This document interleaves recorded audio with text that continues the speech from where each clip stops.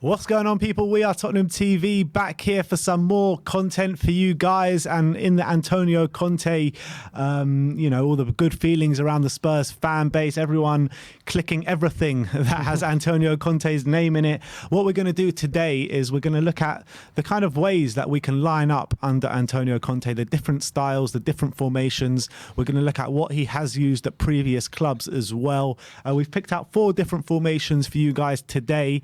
And yeah, I'm really excited to get into this one. And let's start off with the 3-4-3 formation. So this is the one that's been deployed so far under Antonio Conte at Tottenham. This is the same players that he's been using as well. So obviously Lloris in goal, Romero, Dyer, Davis in a back 3, Reguilon and Emerson as wing backs, with Skip and Højbjerg sitting in the middle of the park with Son, Kane and Lucas up top. Yeah. What are you thinking about this one? I think this formation definitely adds a bit more width, I think, to the play. I think with as long as Lucas and Son keep it wider, it kind of creates a dual threat on the wings, like playing a 4-4-2, but also because you've got the 3 at the back and the 2 in the centre, still very compact in the centre, which allows you to maybe spread the play really far out wide and stretch the opposition. I can definitely see us using this formation. I know you've been using it at the moment. I think we will change it. We'll get into that later, but I can definitely see us changing into this formation if the play gets very, very cluttered in the centre and allowing a bit more wider play. This is the formation he played at Chelsea, more importantly as well, with a back 3 of Gary Cahill, David Luiz, Azpilicueta, Alonso, Moses on the wings, Matic, Conte in a pivot, with Hazard, Costa and Pedro up front. So that kind of, you can kind of see the skill Does sets. that formation have enough going forward for you? For what we have, yeah. That's the thing. It all depends. It all depends on the wing backs, because he turned Alonso and Moses into extremely offensive wing backs who could contribute going forward and get regular goals and assists. I think Alonso got 7 goals and 3 assists in that season. So it's all, if Reguilon and Emerson can start getting regular returns, then there probably is enough. But the worrying thing for this formation is I just feel like in the centre, is there enough ball progression in the centre if a team is sitting deep for us to break teams down? That's what I would worry about. I think maybe when we're playing against better sides, actually in a weird way, when we're playing against, your Cities and Liverpools and stuff like that, when there's going to be a lot of space in behind and we can counter them, I think this formation might work really well. But when we're playing, and very solid in the middle of the park as well. Exactly. But when we're playing in general teams, mid-table teams, I think we might struggle with this formation. All right, well, that is the formation we've kind of seen so far under Antonio Conte. Let's have a look at some variations of where we're going to go next. So we're going to be looking at the 3-5-2 formation next. Let's bring that up. So Lloris in goal, Romero, Dyer and Davis. Obviously, Sanchez can come into this one as he could have come into the last one. Reguilon and Emerson as the wing-backs. Skip, Lo Celso and Ndombele. Skip could be changed for Højbjerg with Son and Kane up top.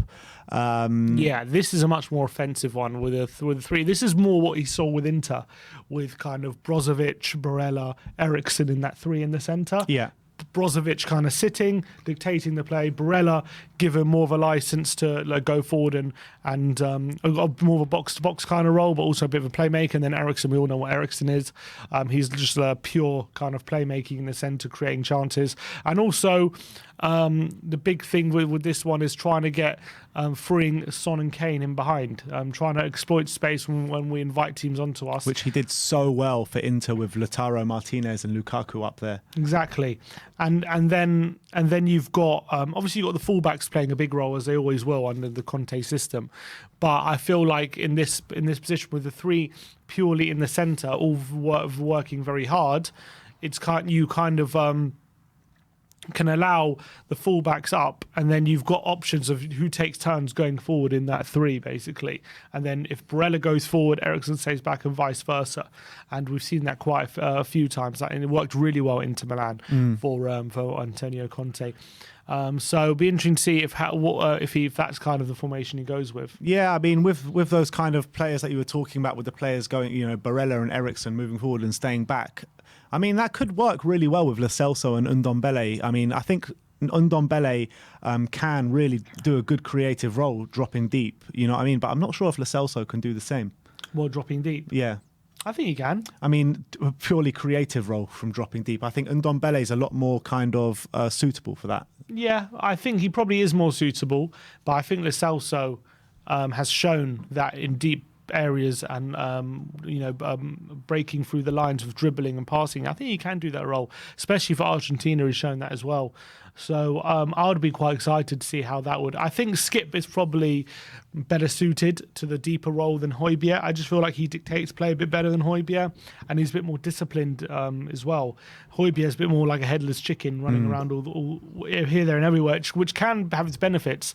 But I feel like in that specific role, you need someone very disciplined to stick to that position. Skip is exactly that. And that's what he is. And also, not only that, he's very, very press resistant in terms of you'd never see him lose the ball like very often in his own half, and he knows positionally he's very good. Whereas I feel like Højbjerg is more likely to be caught on the ball than someone like Skip is. I mean, we've seen that the last couple of weeks. Højbjerg, his passing range has really let us down the last couple of weeks in terms of moving the ball in the middle of the park, where Skip hasn't really let us down in that sense, has he? Yeah, I think Højbjerg might concentrate on moving the ball quicker going forward, but then it also lends himself to losing the ball a lot more often, and his passing is not as precise as Skip. Yeah, I think this is the formation we might move to next. I do think that. I mean, Alistair Gold did allude to it today in his update that we might see this kind of 3-5-2 formation next. Obviously, it was the one, like we said, that he deployed time and time again for Inter Milan to much success, won the league.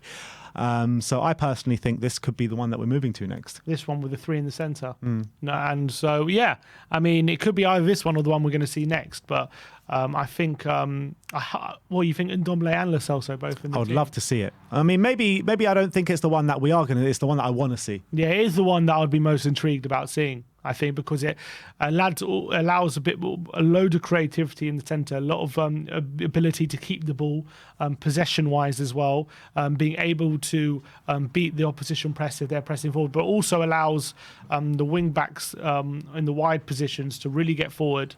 And the only thing I would worry about is because you've only kind of got two players out wide, if it's not working for either of them, not unlike in the previous formation, you've got like Lucas and Son, both of them ahead.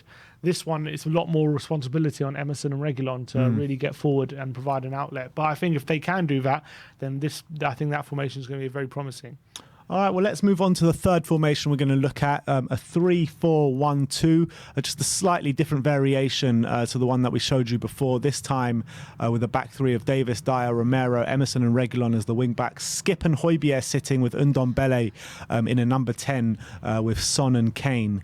So obviously Ndombele could be swapped with Lo Celso, and obviously the defenders could come in as well. But this is, I mean, at Inter Milan, he was playing a variation of this and the one that we saw before. Exactly. Sometimes Eric's a bit further, but sometimes a bit further back. I think in general, it's three in the centre, but sometimes there was someone in the hole as well, making a bit more of a connection between the front two. But it just means as well, those two on the base need to be a bit more solid to allow that three to kind of flourish a bit more and get forward.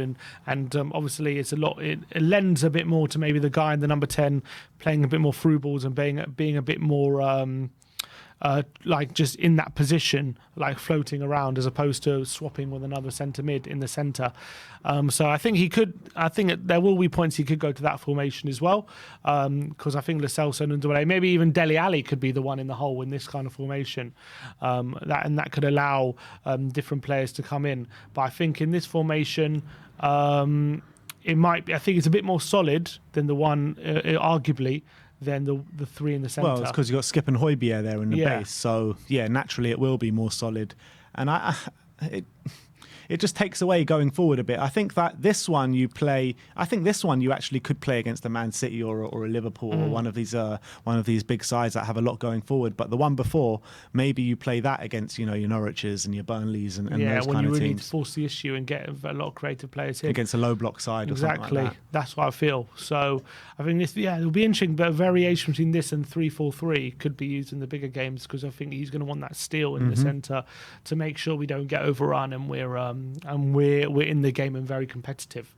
So, and also I just think having Son central in the last two formations could be crucial, I think, to really getting that Son and Kane partnership going again. Because I think him on the left is decent, but I feel like his days as a winger are running out. I think he's better off as a striker now, giving his skill set and giving, he's 29, he's coming up 30, giving that the fact that his best attribute, one of the best attributes he has is his finishing and his explosive pace. Like you want to start using his pace to get in on goal as opposed to on the wing. That's what I want with Sonny. Completely agree. Let's move on to the last formation we're going to look at, and it's one that you're all familiar with, that Nuno kind of deployed, and it's a formation that he deployed at his early days at Chelsea. He deployed it in his Italy job, and was it in the early days of the Juventus role as well, yeah. So it's the 4-3-3 formation, the only formation we're going to look at without three centre-backs in it. So it's Lloris in goal, Emerson and Reguilon as the full-backs, with Dyer and Romero in the centre-back positions. Obviously, Davinson Sanchez can come in, Japet Tanganga can come in, with Skip at holding midfielder, with Ndombele and probably one of either Højbjerg or Lo Celso in the other central midfield role. It's interesting, when he does play a 4-3-3, he does tend to use, in a weird, funnily enough, more defensive fullbacks than attacking ones, rather than, obviously they're very attacking when they're in the five at the back. But so if that's the case, does he tend to use more attacking players in the central midfield areas then? Yeah, you've got Pirlo sitting. He'll have players like Marquisio in there as well.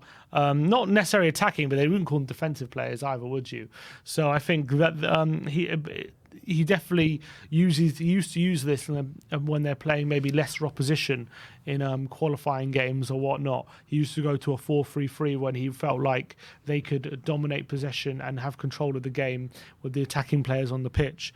And I think maybe with Spurs, occasionally he could definitely use this formation when we need to maybe force the issue a bit more and start the game more on the front foot and maybe try and get some early goals. He could definitely use that 4-3-3 and gain control of the game that way. Yeah, I mean, he did start off his Chelsea career using this formation. He did, yeah. And changed it very quickly and never went back to it.